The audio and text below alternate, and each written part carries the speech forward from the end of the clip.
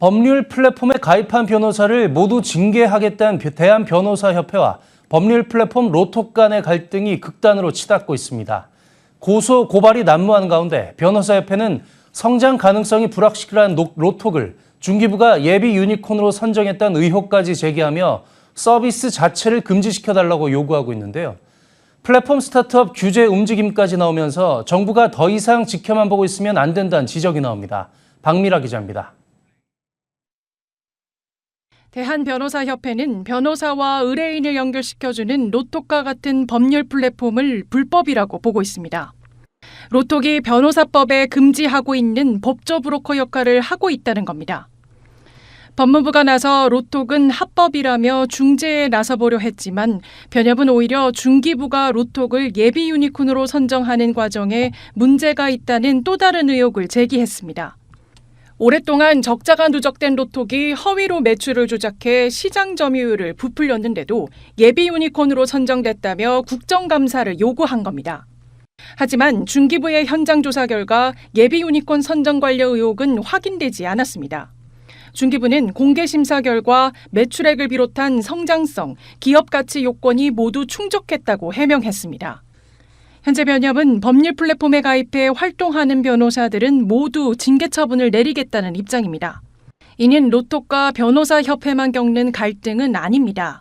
미용의료, 세무 관련 스타트업 역시 직역단체가 서비스 진입을 막고 있습니다. 현장에선 협력과 상생의 시대를 역행하는 주장이라는 지적이 나옵니다.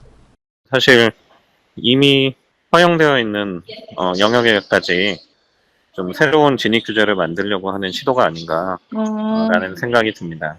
그러면 기존 종사자들이 이 새로운 환경에서 더 발전할 수 있는 방법은 무엇이냐를 같이 고민하는 게 맞는 방법이라고 봅니다.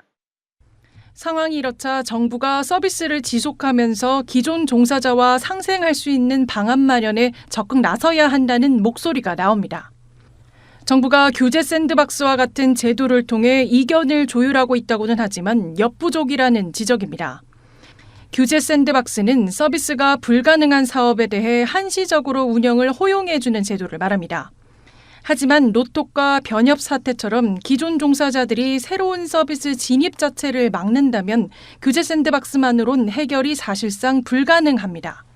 우리가 스타트업을 몇 개를 키우고 유니콘 기업을 몇 개를 만들었다고 자랑하는 것에 가장 중요한 것은 이 이해관계자들이 함께 어울려서 문제를 해결할 수 있게 해줘야 되는데, 그런 면에서 중소벤처기업부가 조금 더 적극적인 역할로 서로 이해관계자들의 당사자들을 조정하고 또 더 미래로 나아갈 수 있도록 스타트업을 지원해야 된다고 생각합니다. 제2의 타다 사태를 막기 위해서라도 정부가 새로운 사업과 기존 종사자들이 상생 발전할 수 있는 방안을 마련해야 한다는 주장에 힘이 실리고 있습니다. 머니투데이 방송 박미라입니다.